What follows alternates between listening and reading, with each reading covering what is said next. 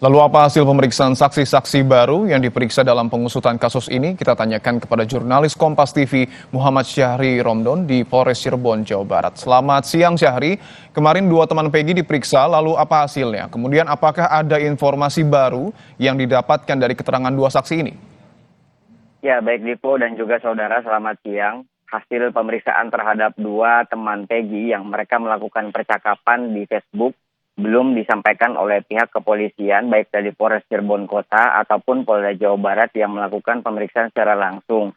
Namun sampai saat ini kami tentunya terus berusaha mendapatkan informasi tersebut, belum juga mendapatkan jawaban karena mereka mengatakan bahwa masih dalam proses pemeriksaan lebih lanjut untuk pendalaman pemeriksaan.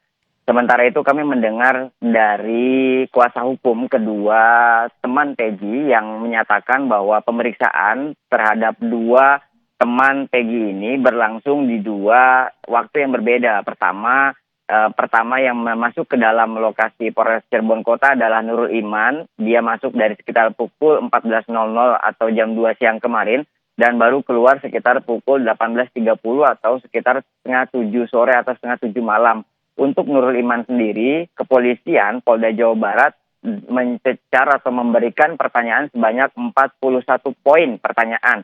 Menurut mereka, baik dari kuasa hukum maupun dari pihak Nurul Iman menyatakan bahwa ada satu keterangan besar atau kesimpulan besar yang dilakukan oleh pihak kepolisian terhadap Nurul Iman terkait adanya percakapan si Peggy dengan Nurul Iman seakan-akan atau ada kalimat terkait penyerangan.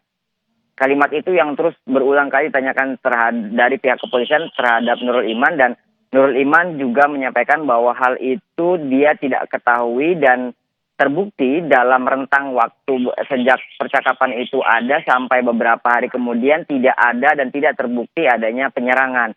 Selain itu, Nurul Iman juga memastikan bahwa statusnya teman dengan Peggy adalah bukan teman dekat, melainkan Nurul Iman itu kenal melalui perantara dan hanya bertemu Peggy 2-3 kali saat mancing di kawasan Samadikun, karena Samadikun merupakan wilayah pesisir Kota Cirebon. Untuk saksi teman Peggy yang kedua, yakni Dede Kurniawan, itu masuk sekitar pukul 2 siang sampai keluar sekitar pukul 17.30 dengan jumlah total pertanyaan sekitar 22. Kuasa hukumnya Tony RM memastikan ada 2 poin yang terus didesak penyidik kepada Dede Kurniawan terkait adanya postingan yang seakan-akan mengarahkan kepada tulisan Jack GD, artinya Jack garis keras di sana, dan dihubung-hubungkan dengan peristiwa perkara pada saat Vina dan Eki ditemukan tewas. Padahal menurut kuasa hukum kejadian tersebut sangat tidak memiliki korelasi. Dan poin yang kedua adalah ada foto bersama antara Peggy Setiawan dengan Dede Kurniawan saat di pelabuhan. Mereka pun baik dari kuasa hukum maupun Dede Kurniawan memastikan bahwa itu tidak memiliki korelasi dan terpaut jauh di tahun 2015. Dari dua kesaksian ini, pihak kuasa hukum meyakini bahwa dua percakapan atau dua hasil pemeriksaan ini tidak mendukung atau tidak sesuai dengan target kepolisian yang seakan-akan mengarahkan bahwa Peggy Setiawan itu pelaku atau terpidana, maksud kami tersangka dari pembunuhan Vina dan juga Eki. Dipo.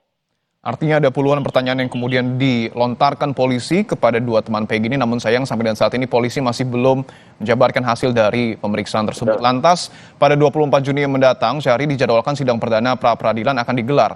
Lalu seperti apa persiapan baik dari tim kuasa hukum maupun penyidik menghadapi pra-peradilan nanti?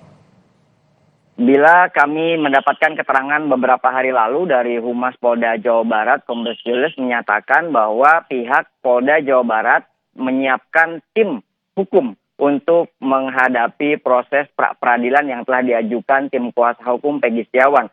Mereka juga mengatakan memiliki beberapa bukti yang akan dibawa dalam pra-peradilan. Begitupun dari tim kuasa hukum Peggy Setiawan yang berjumlah totalnya 70 kurang lebih kuasa hukum, itu juga menyiapkan banyak alat bukti, baik dari percakapan Facebook, kemudian juga jejak digital yang sangat dekat dengan beberapa pembahasan di akhir-akhir ini. Karena Rabu kemarin Polda Jawa Barat memeriksa tambahan atau BAP tambahan terhadap Peggy yang fokus terhadap medsos atau akun Facebooknya Peggy Setiawan. Tentu pihak kuasa hukum memprint out atau mencetak bukti-bukti ini yang juga akan dibawakan. Beberapa diantaranya adalah jejak digital Peggy dalam rentang waktu Agustus hingga Desember, di mana Peggy Setiawan beberapa kali melakukan unggahan status bahwa memang dia berada di Bandung.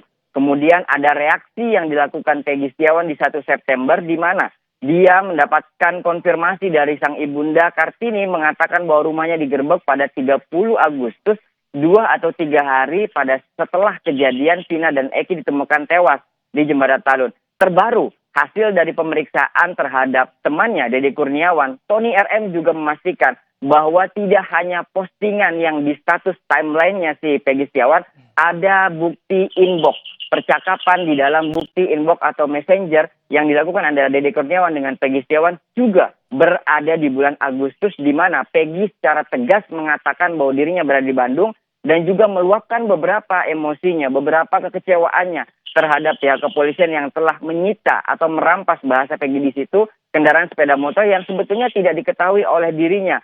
Dia dituduhkan sebagai geng motor dan lain sebagainya. Tentu ini menjadi bukti yang akan dibawa kuasa hukum untuk menghadapi pra peradilan nanti di tanggal 24 Mei. Kita sebagai publik dan juga berusaha untuk terus menanti bagaimana proses kelanjutan penanganan kasus Vina dan Eki hingga akhirnya bermuara pada kesimpulan yang benar dan terang benderang dan tentunya memberikan keadilan bagi seluruh pihak yang terkait, antara lain korban Vina, keluarga Vina dan juga keluarga Eki, dan juga tentunya para terpidana yang sampai saat ini masih terus mengatakan bahwa mereka tidak terbukti atau mereka merupakan korban salah tangkap. Bukti jejak digital berupa chat dan juga inbox nampaknya ini akan menjadi pembahasan yang menarik pada saat pra-peradilan pada 24 Juni mendatang. Kita akan sama-sama nantikan. Terima kasih atas laporan Anda, Muhammad Syahri Romdon, langsung dari Polres Cirebon, Jawa Barat. Selamat kembali bertugas.